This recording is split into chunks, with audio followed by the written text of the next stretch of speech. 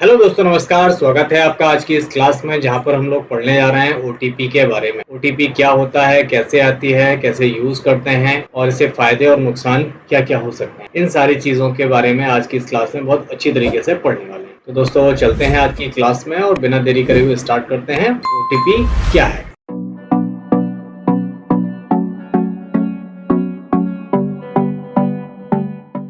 अभी यहाँ पर लिखा हुआ है ओटीपी। ओटीपी का फुल फॉर्म क्या होता है? O for one, T for time, P for password. OTP का फुल फॉर्म है वन टाइम पासवर्ड। अब जैसा कि यहाँ पे लिखा हुआ है वैसे इसकी परिभाषा भी है। लिखा है कि ज्यादातर काम हम ऑनलाइन करते हैं। जब भी हम कोई ऑनलाइन ट्रांजेक्शन करते हैं, मोबाइल का रिचार्ज करते हैं या पेमेंट करते हैं और अपना अकाउंट से पैसे का लेन देन करते हैं, तो उसमें ओटीपी का इस्तेमाल अवश्य किया जाता है। ओटीपी ज्यादातर मैसेज के जरिए भेजा जाता है, क्योंकि मोबाइल हैंडसेट में मैसेज की सुविधा जरूर होती है और ओटीपी हमेशा हमारे मोबाइल नंबर पर ही आता है। अब ओटीपी जरूरी क्यों है, कैसे आता है, कितने डिजिट का होता है, ये सारी चीजें देख लेते हैं। अब लिखा है कि ओटीपी एक सिक्योरिटी कोड होता है। एक कोड होता है जो ज्यादातर 4 से 8 डिजिट का होता है।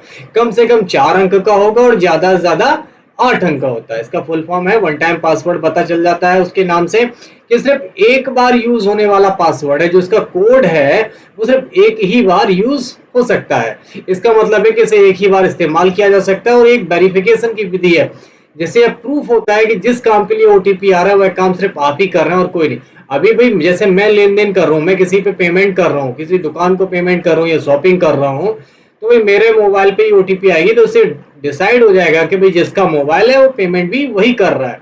इससे आपकी ऑथेंटिसिटी सिद्ध होती है। आसान भाषा में कहें तो एक ऐसा पासवर्ड है जो कंप्यूटर या अन्य किसी डिवाइस पर एक निर्धारित समय के लिए मान्य होता है।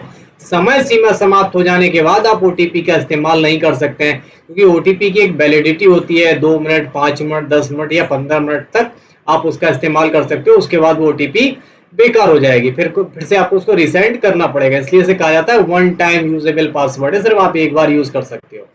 यह mobile password Facebook, Google account password से अलग होता है। कभी भी आपके पासवर्ड की चोरी हो जाती है, ये किसी को आपका पासवर्ड पता चल जाता है, लेकिन ओटीपी कभी भी किसी को पता नहीं चलती, क्योंकि हर बार ये आपके मोबाइल नंबर पर अलग अलग आती है। क्लियर है ना? समझ में आया कि ओटीपी से फायदा क्या होता है। अब लिखा है यहाँ पे कि ओटीपी का इस्तेमाल ज्यादातर ऐसी जगहों पर किया जाता है जहां किसी दूसरे इंसान से आपकी निजी जानकारी को खतरा हो। इसका सबसे अच्छा उदाहरण इंटरनेट बैंकिंग और ऑनलाइन ट्रांजैक्शन को लिया जा सकता है। जब भी हम इंटरनेट बैंकिंग करते हैं या ऑनलाइन लेन देन करते हैं अपने इंटरनेट के माध्यम से, तो दोनों में से किसी भी सुविधा का जब हम इस्तेमाल करेंगे तो आपके मोबाइल नंबर पर, रजिस्टर्ड मोबाइल नंबर पर ओटीपी आता है और उस ओटीपी को डालने के बाद ही हम उस सुविधा का लाभ ले सकते हैं। इसी वजह से ओटीपी को अनिवार्य कर दिया गया है, ताकि आपका पैसा सुरक्षित रहे और उसका उपयोग सिर्फ आप और सिर्फ आप ही कर पाए। हमें ध्यान होगा, याद होगा हमें कि व्हाट्सएप पे भी लॉगिन करते समय मोबाइल में एसएमएस के जरिए ओटीपी आता है। यानी गूगल अकाउंट में भी 2 स्टेप वेरिफिकेशन लागू कर दिया गया कि ताकि कोई और भी आपके अकाउंट में लॉगिन नहीं कर पाए। इसके अलावा जितनी भी ई कॉमर्स वेबसाइट हैं जहाँ पे हम शॉपिंग करते हैं, चाहे अमेजोन हो, मिंत्रा हो, ईबे हो, स्नैपडील, फ्लिपकार्ट है, डिजिटल वॉलेट प्रदान करने वाली कंपनियां हैं जैसे फोन पे, मोबीक्विक, पेटीएम, ये सारी के सारी ओटीपी के इस्तेमाल करती हैं। वही देखिए यहाँ पे लिखा हुआ है कि दुनिया का तकनीकी क्षेत्र में विकास होने के साथ इंटरनेट और कंप्यूटर का उपयोग कुछ लोग गलत कामों के लिए करने लगे।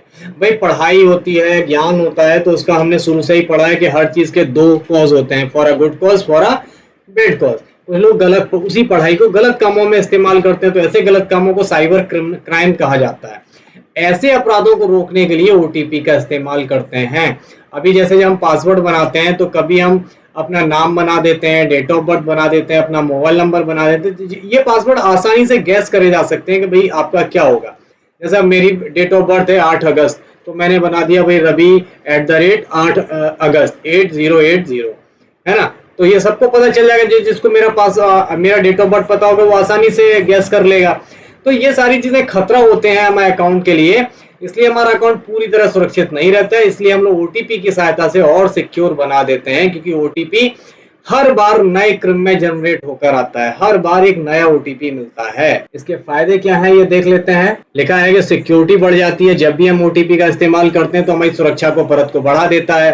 रजिस्टर्ड मोबाइल नंबर पर आता है, तो हमें पता चल जाता है कि इसकी मदद से हमारा ऑनलाइन अकाउंट और भी सिक्योर हो गया। हमारा पासवर्ड भले किसी को पता हो, लेकिन ओटीपी के बिना वह लॉगिन नहीं कर पाए, क्योंकि ओटीपी तो तुरंत आती है और वो भी हमारे पर्सनल मोबाइल नंबर पर आएगी। ओटीपी को सेटअप करना आसान होता है, 2 स्टेप वेरिफिकेशन कहा जाता है। बहुत सारी साइटें इसकी सर्विसेज देती हैं, आप गूगल पे भी कर सकते हो, जीमेल पे कर सकते हो। ओटीपी से उपयोगकर्ता का प्रमाण मिलता है कि वही जिस साइट में आप लॉगिन कर रहे हैं, जैसे मैं लॉगिन कर रहा हूँ, मैं चाहूँ या कोई आप लोगों में से कोई चाहे, कोई बाहर का बंदा है तो मेरी ईमेल आईडी लेके खोल ले अब मेरा फेसबुक आईडी या कोई और, तो नहीं खोल पाए, क्यों? उसे ओटीपी चाहिए होगा। बिना ओटीपी के वह लॉगिन करने में विफल हो जाएगा। इसलिए कभी भी अचानक से भी 2 स्टेप वेरिफिकेशन का ऑप्शन आ जाता है जब कोई उसे लगता है कि इनवैलिड एक्टिविटी हो रही है। इसलिए जब ओटीपी मिल जाएगा तभी वो सत्यापन करने के बाद आगे बढ़ेगा। इसके बाद आता है रैंडम एल्गोरिथम। ओटीपी हर बार आप दिन में 100 बार ओटीपी मंगाओगे, 100 बार ओटीपी आपको अलग अलग आएगा। अगली बार कौन सी ओटीपी आने वाली है कोई दूसरा बता ही नहीं सकता कि आने वाली ओटीपी क्या होगी। इसका कोई सिस्टम ही नहीं है, कोई सीक्वेंस नहीं है, कोई क्रम नहीं आता है।